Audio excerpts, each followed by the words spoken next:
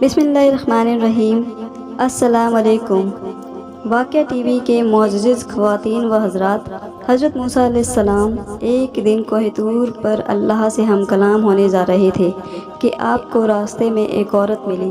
وہ عورت بہت رنجیدہ تھی اور زار رو رہی تھی۔ حضرت موسیٰ علیہ السلام نے اس کو یوں روتا دیکھا تو آپ سے رہا نہ گیا۔ آپ اس کے پاس تشریف لے گئے اور اس سے رونے کا سبب پوچھا۔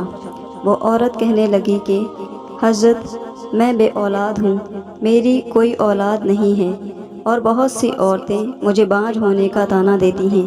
میں یہاں اسی آس میں بیٹھی ہوں کہ آپ اللہ سے پوچھ کر بتائیں کہ میری قسمت میں کوئی اولاد بھی ہے یا نہیں۔ حضرت موسیٰ علیہ السلام فرمانے لگے کہ میں تمہارا یہ کام ضرور کر دوں گا۔ پھر آپ کوہ طور کی جانب روانہ ہونے لگے۔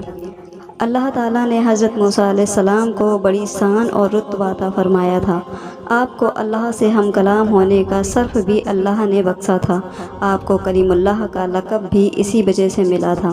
آپ کوہ طور پر اللہ سے ہم کلام ہوئے تھے، لہٰذا جب حضرت موسیٰ علیہ السلام نے کوہ طور پر جا کر اللہ سے اس عورت کے بارے میں پوچھا تو اللہ پاک نے فرمایا، اس عورت کی قسمت میں کوئی اولاد نہیں ہے، بس اسے چاہیے کہ وہ آزمائش پر صبر کرے۔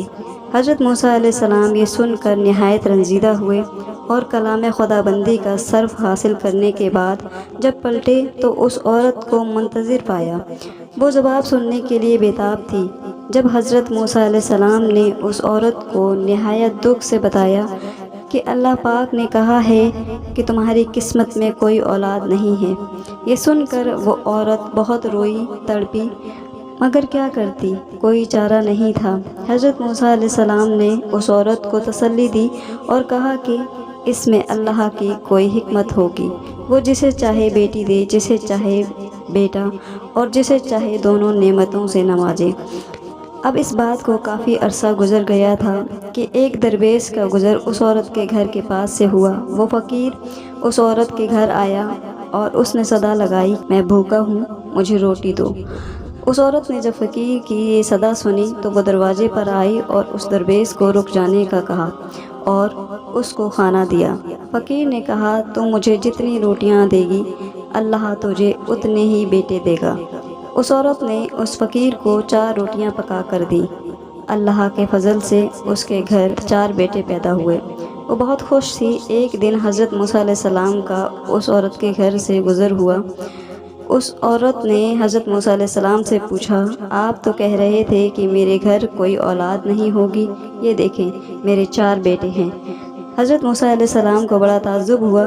حضرت موسیٰ علیہ السلام کوہ طور پر گئے اور اللہ سے سوال کیا، یا اللہ، آپ نے تو کہا تھا اس عورت کے یہاں کوئی اولاد نہیں ہوگی، مگر اس کے تو 4 بیٹے ہیں، یہ کیا معاملہ ہے؟ اللہ پاک نے موسیٰ علیہ السلام کو ایک پلیٹ اور ایک چھری دی اور کہا، اے موسیٰ علیہ السلام، ہم تمہارے سوالوں کا جواب بھی دیں گے، مگر پہلے تم اس پلیٹ میں ہمیں انسانی گوشت لا کر دو۔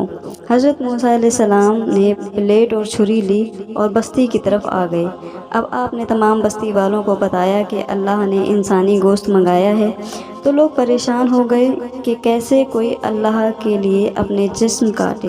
پھر مگر کوئی بھی انسان اپنا گوشت دینے پر راضی نہ ہوا۔ آپ تمام بستی میں گھوم لیے کہ اچانک ایک بندہ سامنے سے آیا۔ وہ ایک درویش تھا اور آسمان کی جانب منہ کر کے اللہ اللہ پکار رہا تھا۔ وہ درویش موسیٰ علیہ السلام سے پوچھنے لگا، کیا بات ہے موسیٰ، آپ پریشان کیوں ہیں؟ حضرت موسیٰ علیہ السلام نے بتایا، اللہ نے ایک پلیٹ انسانی گوشت کی منگوائی ہے، مگر کوئی بھی دینے کو راضی نہیں ہے، کیا تم اللہ کے لیے اپنے جسم کا ایک حصہ اس پلیٹ میں دے سکتے ہو؟